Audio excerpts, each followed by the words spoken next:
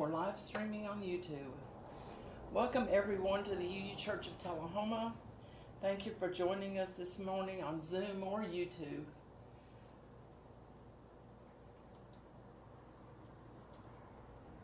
Tony, would you like the chalice? We light this chalice to find inner peace, love for each other, and faith in ourselves. Also to be welcoming to whomever we meet and kind to all living creatures. So gather around this light of hope as we share this time together. Announcements. Anybody have an announcement? Come on. I know there are announcements out there. Jim? Yes, a couple. First of all is we have a couple board vacancies coming up starting in July. So the first one is the Vice President for Programs, which Carrie currently holds. So there is a vacancy there. So, and also the continuing trustee position is also going to be open. At the moment, Jancy said she was filling in till the end of this year, just filling up the term. That is a 3-year position, and the duties or job of that is basically to be the institutional member for the church, the board. So if you're interested in helping out, serving, volunteering to help the church, contact any of the board members, me or any of the board members if you're interested in those positions. And secondly, the COVID numbers, as Bill mentioned, they've gone down. Our numbers for our 7-county area region, which actually is a week old, a week from yesterday, it was 38 cases per 100,000, and a week ago it had been 74, so it cut in half. And I'm going to elaborate just a touch on what Bill said about his concern. The numbers are going down, which is great, but I agree with him completely on there's probably another wave coming. And I think if you look at the news and look at the science, we know what it is. It's BA2, which is the second Omicron variant. And what's being reported is it's 30% more contagious than the first Omicron, and the symptoms tend to be harsher. So I don't think we're out of the woods, folks. So just be careful out there. So that's it for me. May I make a side note here? Let's not worry about it. I see us as just being able to make the shift anytime we need to. So let's not, get caught up in any other kinds of upsetness about it, rather than we can just make the change if we need to make the change and when we do. Okay? That's it. Thank you. Any other on Zoom? Announcements? Chuck. Once again, the Thursday night discussion group will be meeting on Thursday night via Zoom. If we'll get together, chat for a bit, check in, and watch a TED Talk and discuss it. So if anybody who isn't a regular wants to join us and hopefully become a regular, let us know. We'll give you a link. And if you have a good idea for a TED Talk you'd like to share with us, bring it along. So, that's all. Thank you. Anybody else on Zoom? Next Sunday, our speaker will be Deanna, I forgot her last name. She is the lay minister at the Cookville Church. I didn't realize Cookville had a UU. So I've been having to search. If anybody wants to speak, I got time for you to talk. I have an announcement. I want Yes. to go up there and do it. Okay. Hi, folks. Morning. I sent out an email on Monday. It is pledge time. The board has approved a proposed budget, which I sent out by the email with a pledge form. Our fiscal year goes from July 1st to June of 2023. So this is fiscal year 2023. I have pledge forms out on the table if you want to fill one out and give them to me. Right now, last year's budget was sort of pared down more because we were closed, and now that we're reopened, I sort of reinstituted all the stuff we used to have. So, if we don't have enough pledges by March 18th to support the budget that we have, and there's copies out there, we're going to have to pare down again. So please dig deep and help contribute to the revitalization of the church now that we're open again. And if anyone has any questions about what they see for the budget or whatever, you can ask me later. Or if you would like to just email me your pledge, you may do that as well. Do not send me text messages. Do not send me Facebook messages for church business. I'm not going to respond to them. I like to keep it all in the same area with keep a record of all of the things that I receive from congregants. So let's start putting some energy back into a congregation and our spiritual gatherings and see that we can once again have a vital spiritual community. Thank you. Terrific, Karen. Thank you. I'm energized.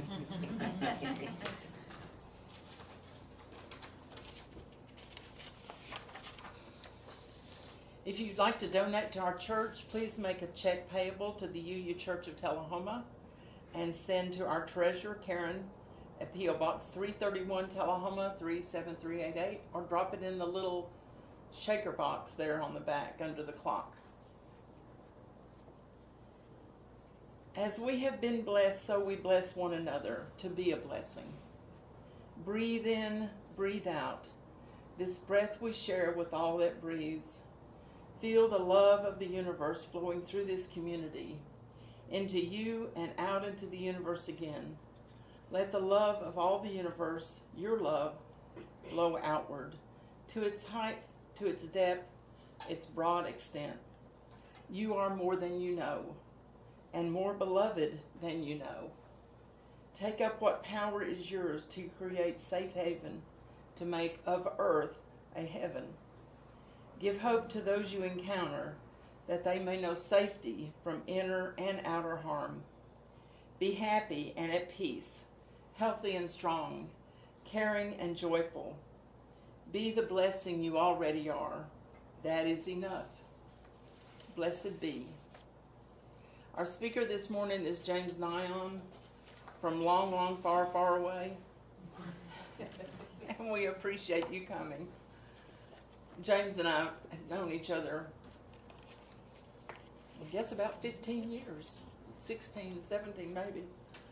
Not closely, but we keep in touch.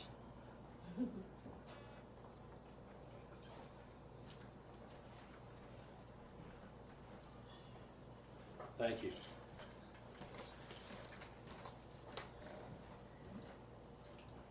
And we're really in touch today. It was good to touch you earlier. I enjoyed touching you, James. Yeah, and I'm going to begin with a song that relates to the topic. And I'm going to invite my lovely wife, Dawn Zerlinden, up here to join me. It's funny, as time goes on, I wonder sometimes if we need a larger font or bigger glasses. I don't know. But this is a song that my joke earlier was, what was the topic for today? And Carrie said, this world blows me away, and which was pretty close. But the topic is, this world just takes my breath away. And if you could maybe hold that for us.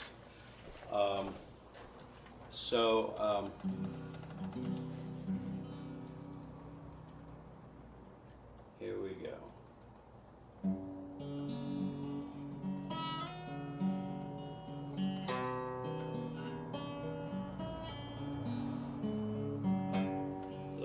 painted dawn, the spotted fawn, the crescent moon above the sea. When fledglings fly and touch the sky, they fly right through the heart of me. The mountain stream, the desert dream, nature's palette in the spring, when dolphins play out on the bay, my smiling lips just have to sing.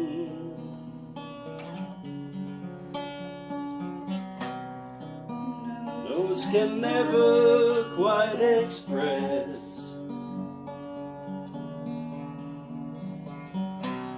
and words will struggle to explain the countless ways that I am blessed.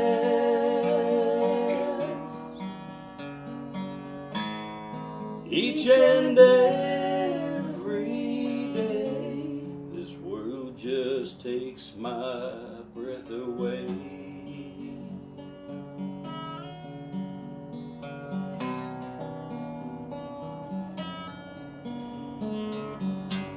The Taj Mahal, Niagara Falls, all the wonders of the world, the galaxy, sequoia trees,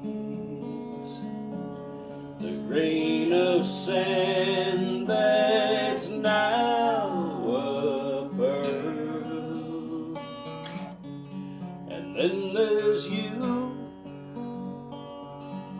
and all you do.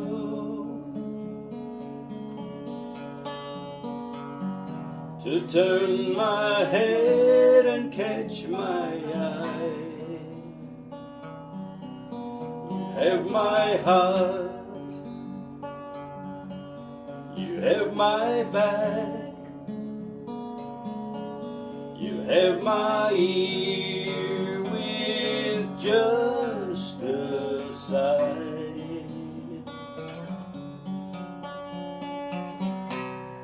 Notes can never quite express, and words will struggle to explain the countless ways that I am blessed.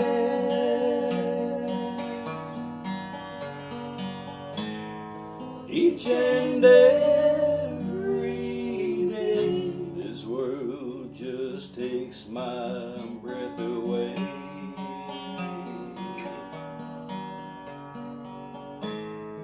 You just take my breath away.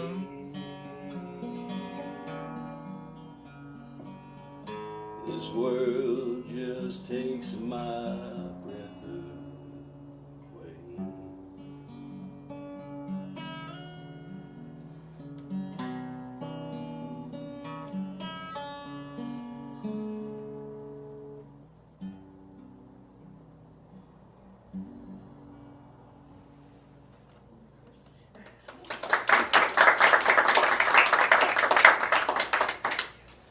Thank you, Donna.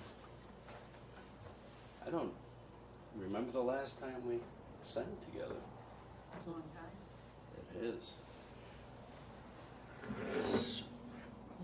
Oh.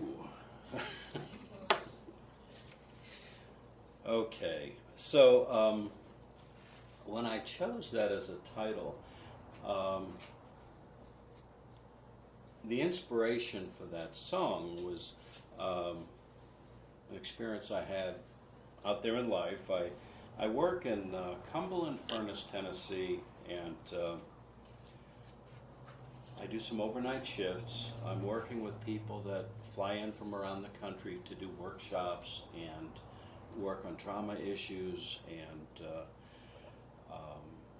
becoming more centered in their lives. And I have a tendency of being out and about early. And so I was sitting on a bench.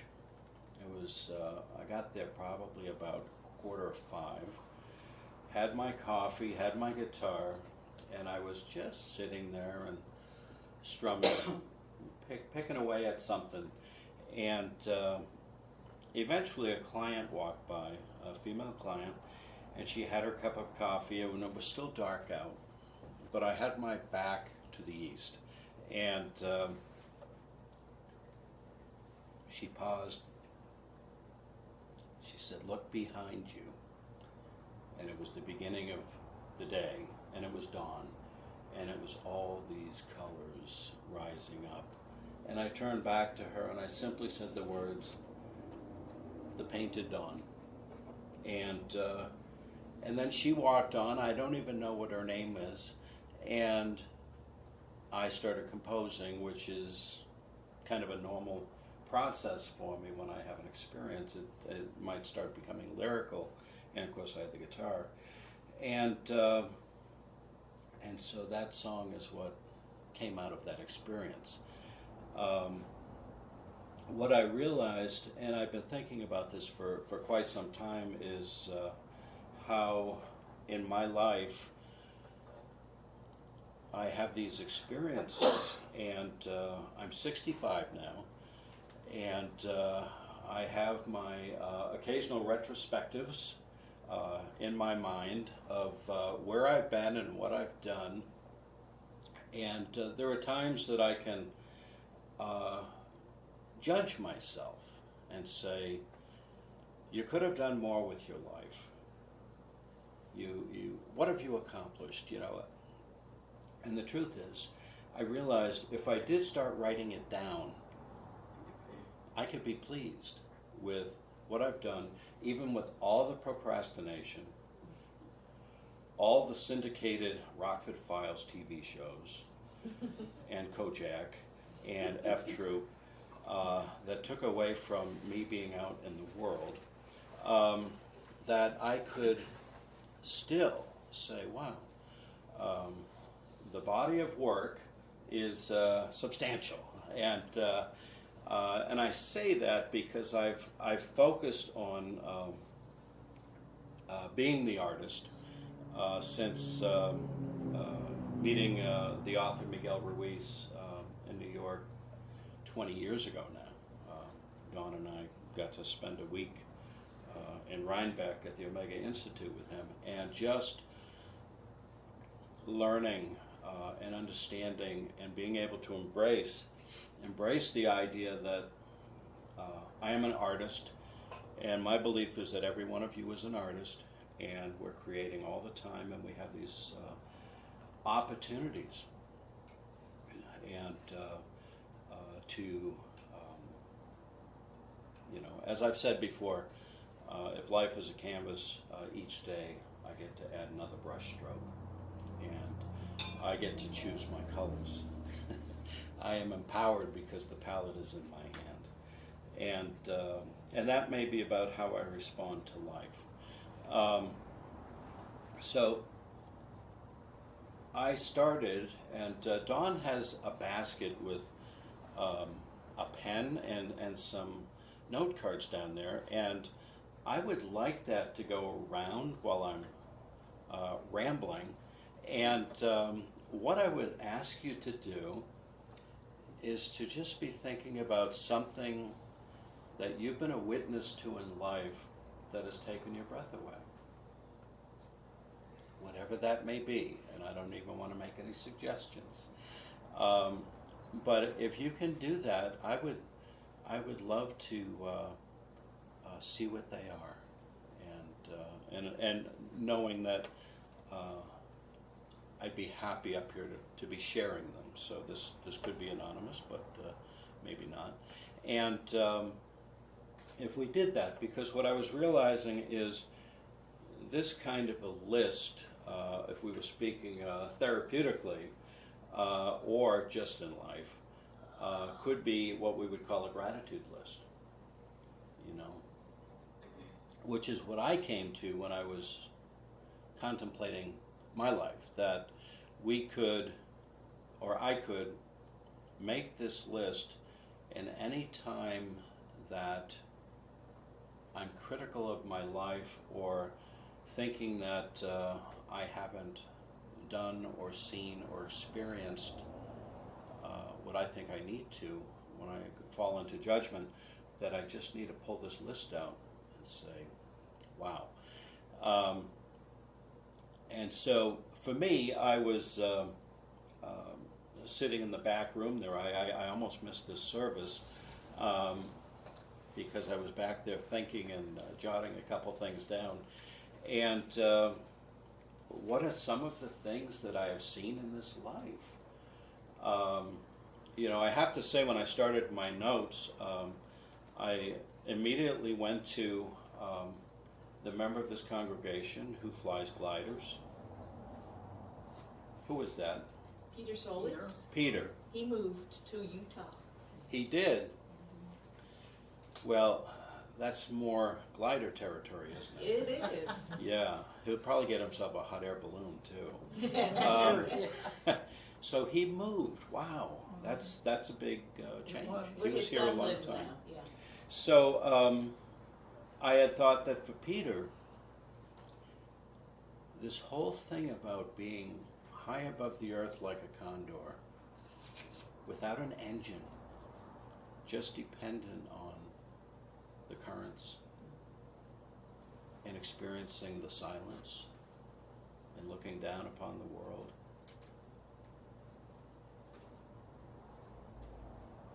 It's a big deal. I've thought of doing that, and he has. For me, one of the things that came to me in the back room was, and I don't think I've shared this before, was when I was working in Burns, Tennessee. And again, I haven't worked too many overnight shifts, but I was doing an overnight, and there was a Cherokee woman who'd been in she was in the detox, and we were sitting out on a front porch facing the pond and the pines, and it was, we probably sat down about 2 a.m. And I had determined that the great horned owl was my totem, and that was it. But I hadn't seen one for a while.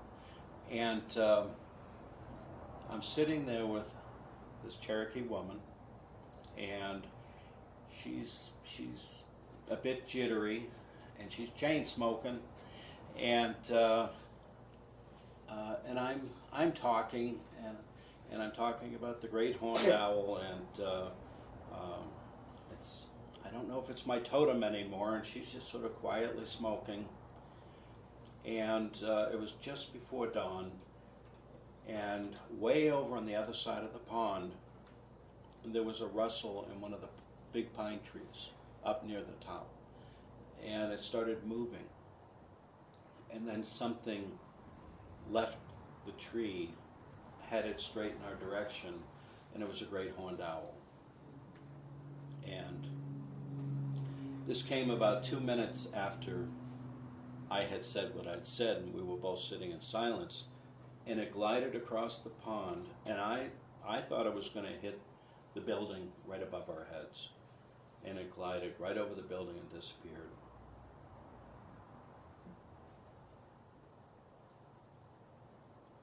And she said, in a squeaky voice, "Well, I guess it's still your totem." And that was all she said. And I felt like her response meant she sees things like this all the time, right? And But what I loved in that experience is the intention of it all, the idea that things can manifest, and that for me, it is about looking.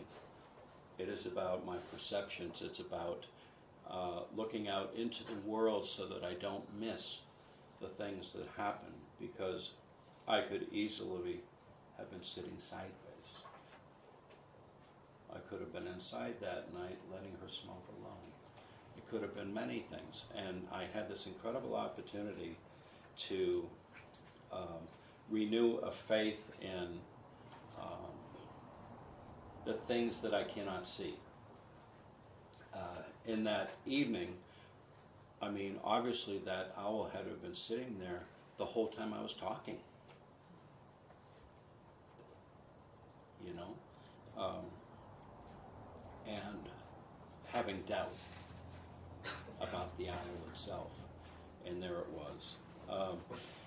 I've worked at treatment centers, helping people for 22 years now, and that has been an interesting process to observe others and their experience of life and how they see and how they don't see.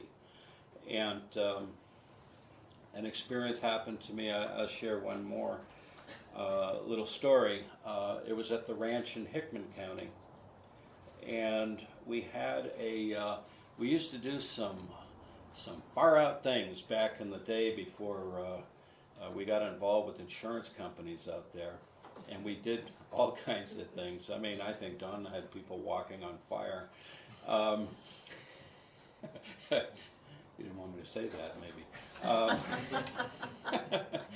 But we were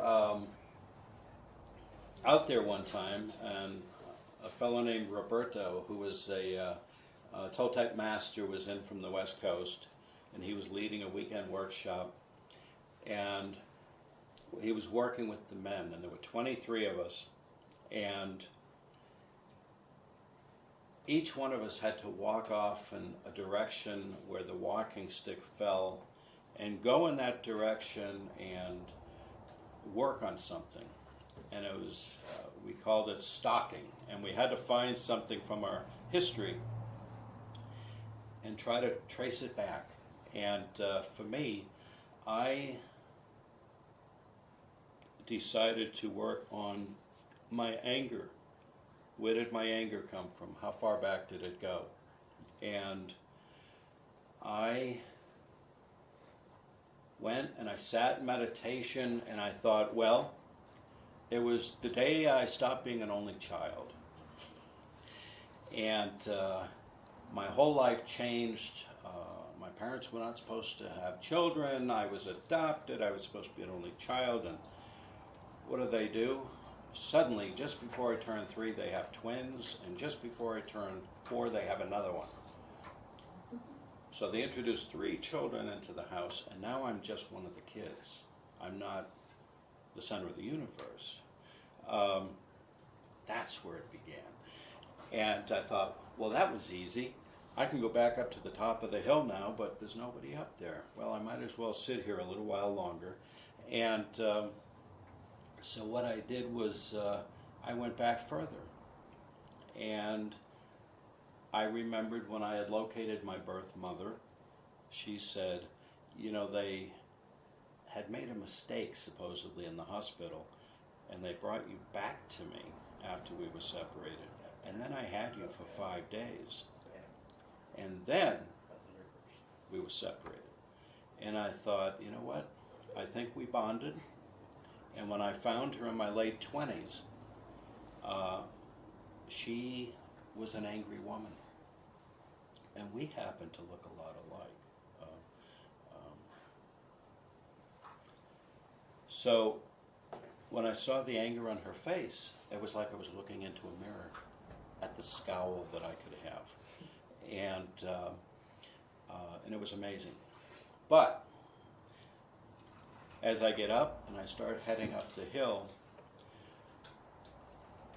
the first thing that happens is I come upon a baby calf. Still has the umbilical cord, and it's alone. Across the Piney River on a hill, I see a herd. And I know that we closed and opened a couple of gates along the way. And so now we have this baby separated from its mother. And I didn't think of any of that. All I saw was a calf and I saw a herd, so I picked it up, bawling, and I started walking. It was in March. I went through the barbed wire fence, I went down the embankment, I went through the Piney River, collapsed on the other side. I was still a smoker at the time. And one cow starts bawling and leaves the herd and heads in my direction. And responded. And it was hers. And she checked it out, nudged it up the hill while I waited in the river so I didn't get kicked or anything. And the last thing I saw was the two of them heading back to the herd. And another unexplained occurrence in my life. What else have I seen? You know, I was thinking of nature. I was thinking of the geographical places that we can go. You know, sitting on tops of pyramids, hiking into the mountains, caving, living in the desert, watching a desert in bloom, a place that you think nothing lives, and seeing it all in color in the spring. In a place called the Valley of the Gods. Just amazing things. I've been thinking about moving from the world of nature to human nature. And there's something that happens to me that I realized is I get emotional when I witness certain things. And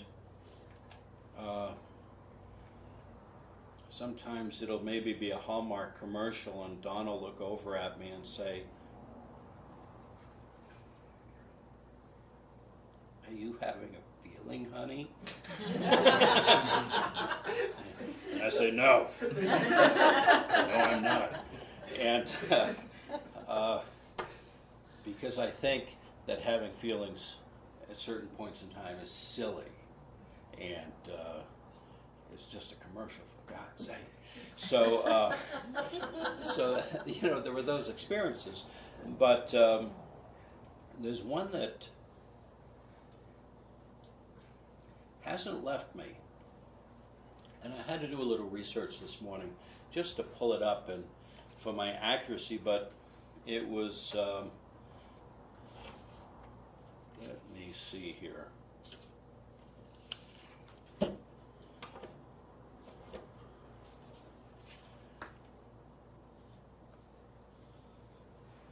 Carrie Strug, the gymnast, 1996. And Shannon Miller was on the cover of all the magazines. She was the great hope of the U.S. And of course, when I've worked with women, and I've done 4 agreements groups, I use that as an example of personal best and how our best changes from day to day. And so on one day Shannon could win gold, on another day she might not get a medal at all. And it's all based on a variety of conditions. So with Carrie, we got to witness her. I think she was listed as number 8 for who was going. to the Olympics that year, and she was almost not on the list. I think number 8 is like the last one chosen. And there were no expectations. And when she did the vault with the bad ankle,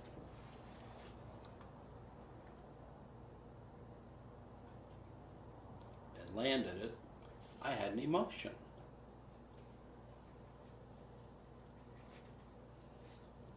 There's something about witnessing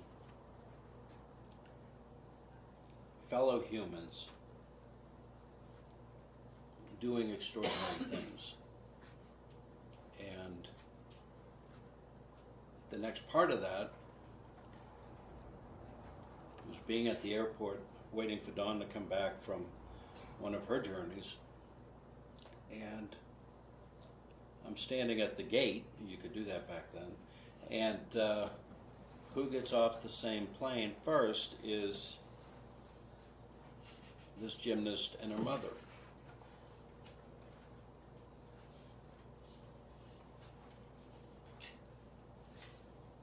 And she was noticed.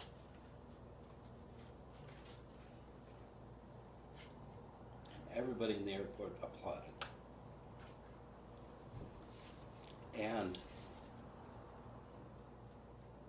I would hope that that's on her list of things that she has seen, things she has experienced and witnessed, because that was such a great moment. Whether it's sports or some ingenious medical thing or whatever somebody creates, which in my mind is we're always creating in collaboration with something, and to be able to have gratitude for that. I'm not doing what I do alone. You know, there's something that is working with me, is an important thing. She is one of the experiences, and along those lines, especially with what's going on right now in the world, I was thinking of that one person who stood in front of the tank in Tiananmen Square.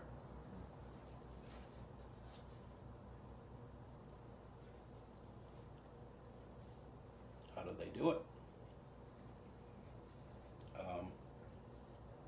It's always impressive to me, because there's a lot of things in life that I have shrunk from, maybe not stepped up to, and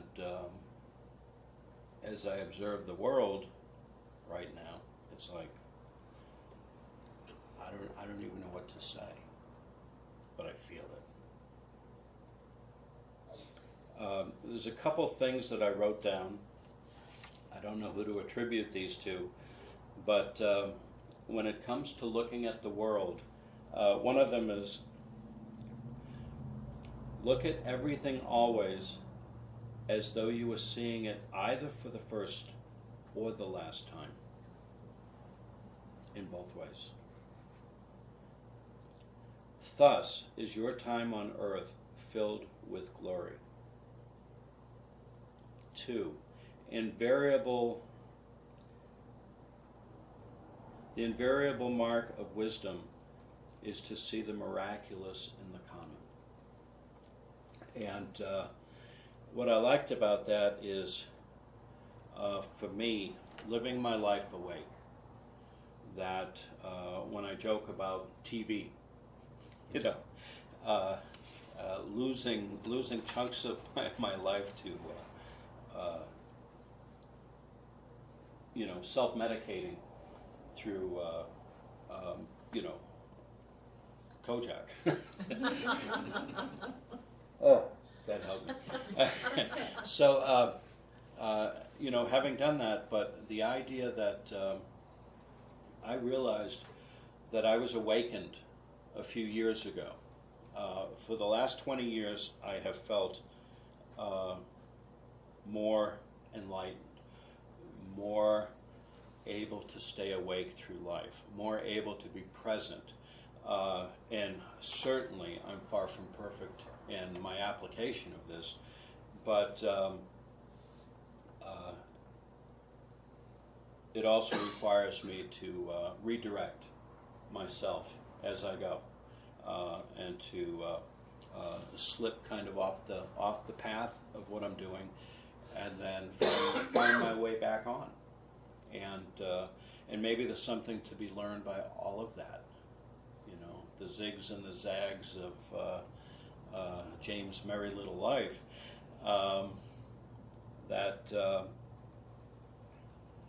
It's all experience, and it's all something for me to learn and grow from. I hope that it's about being in a state of evolution. And as I talked about the painting before, and you know, if my life is a canvas, you know, the idea would be that when I love using the word draw. When I draw my last breath, and I look back at what my life, my creation has been,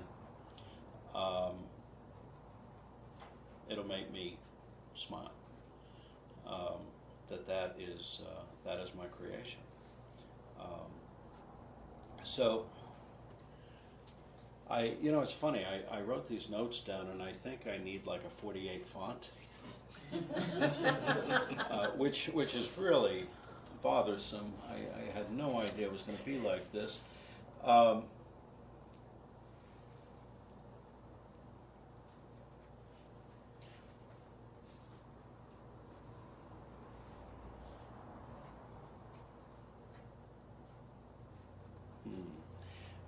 One of the things that I had thought about as well is that I would go out into the world and try to capture things, you know, and I think we're all guilty of it. Perhaps we take a trip and we become these avid documenters of the trip, and perhaps spend the trip with a camera between ourselves and the world we've stepped into. And I have done that. And so what I've attempted to do on occasion is to take a journey with nothing. And the only thing to document is my eyes and other senses and my mind. That becomes the file. And to do it that way, rather than say, I got to do this so I can look at it later. You know, another of being here in the moment. So, where's that basket?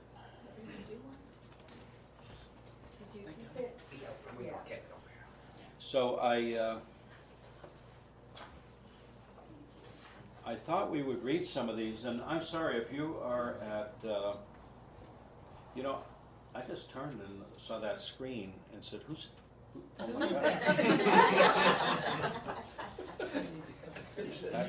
That's what I look like? He just finally looked up there. I'm worried. So, wow.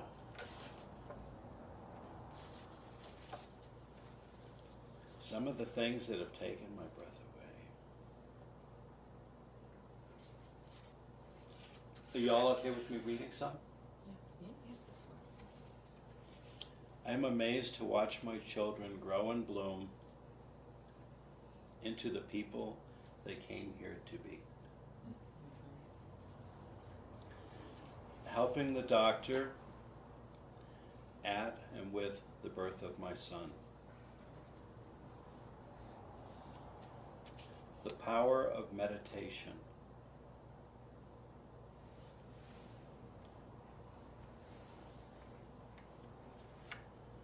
I was at a remote radar site in Alaska in 1974, feeling sorry for myself. I went outside to look at white mountains. They were all snow-covered. Somehow they looked like skyscrapers in a huge city, no camera. I assume a mirage, but wow. This is great. 3 Dog Night concert. I've got to say, somebody told me they just went to one, and I said, I'm sorry I couldn't be there. Mama told me not to come. 3 Dog Night concert, watching the moon rise over Memphis above the stage. Nice. The calm of a stream in the woods, the look of happiness in my dog's eye as she flirts and wants to play.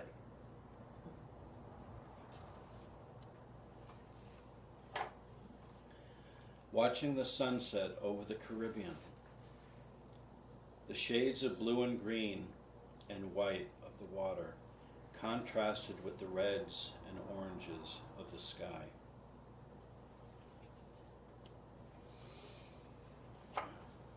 I'm going to keep all these for myself. The resilience of hope in a world of criticizers, naysayers, and the perseverance of humanity.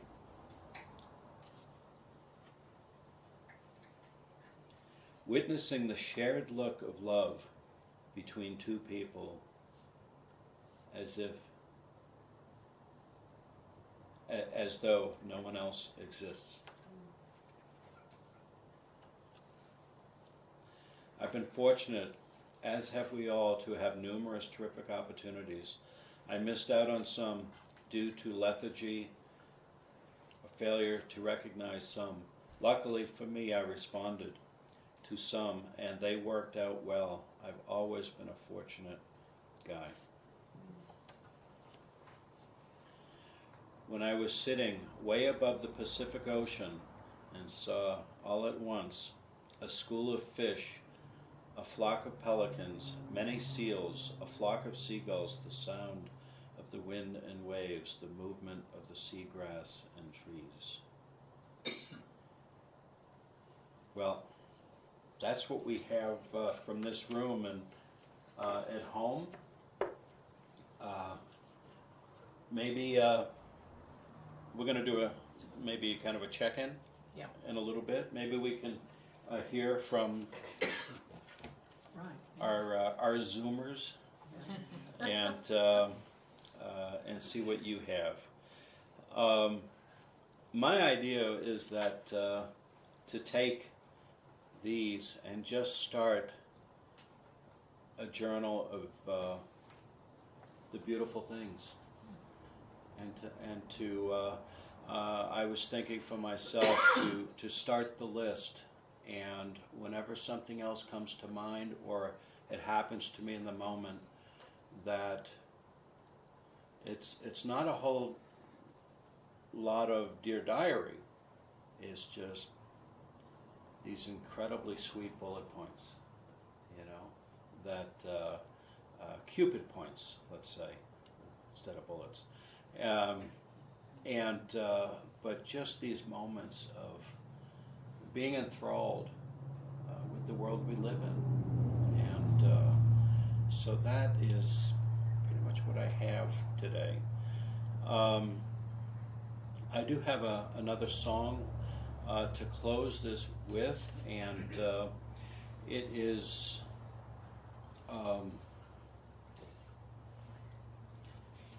it's a bit difficult to sing this, and the new album came out on the day of the invasion this week, and this happens to be a world peace song that's on the album. The last one that we had that we recorded was in 2005. I See the Light in Everything, that you might remember. That kind of did the trick for us in '05. But this is called everyone surrenders, everybody wins. And I'm going to ask Dawn to come back up and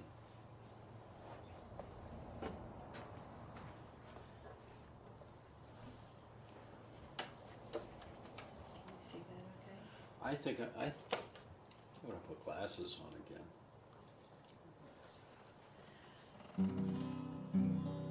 Whoop.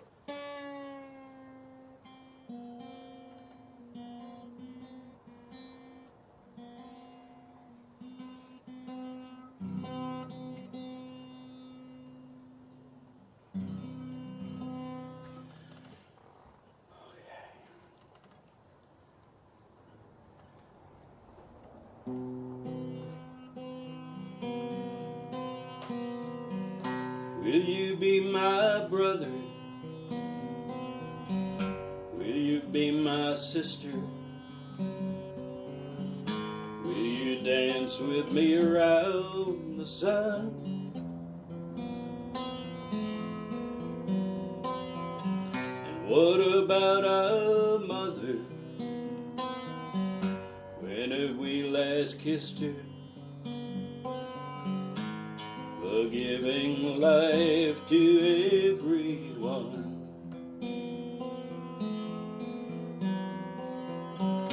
Will you be my lover? Will you share the passion and believe that wonders never cease?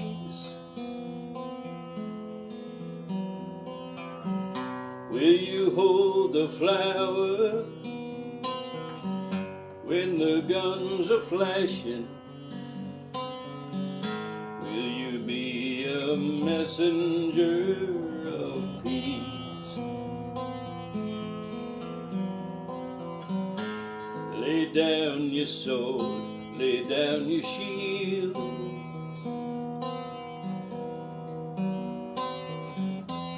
We can't afford one more battlefield.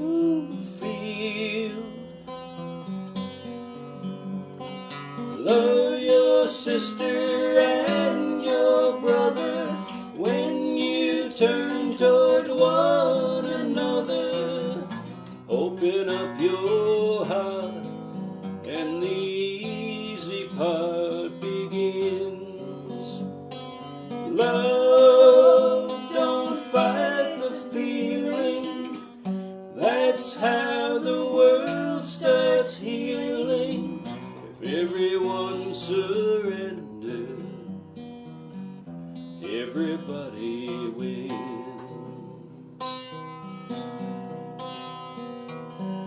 Will you be my sister? Will you be my brother?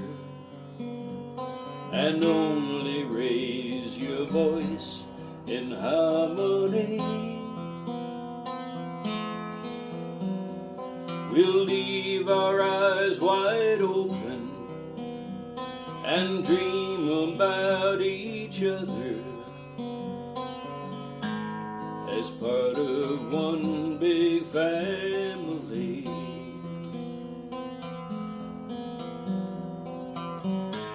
When all is said, when all is done,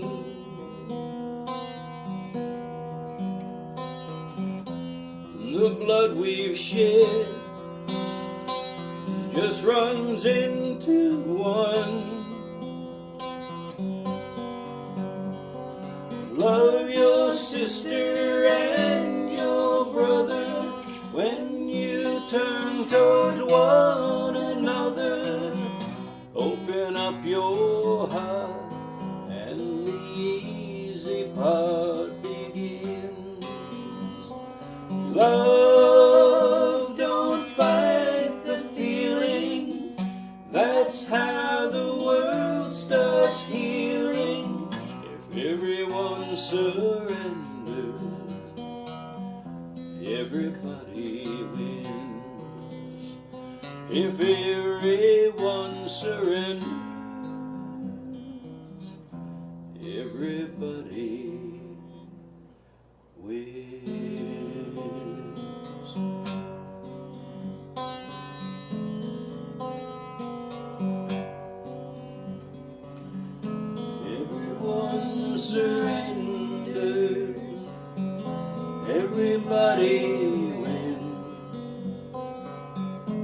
Everyone surrenders.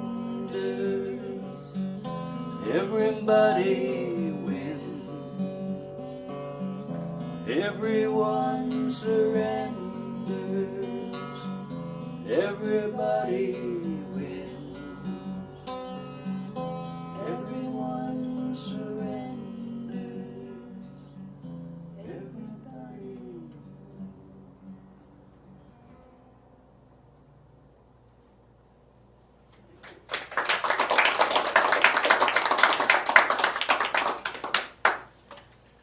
Thank you so much for having us. Have a beautiful day. And see something fantastic.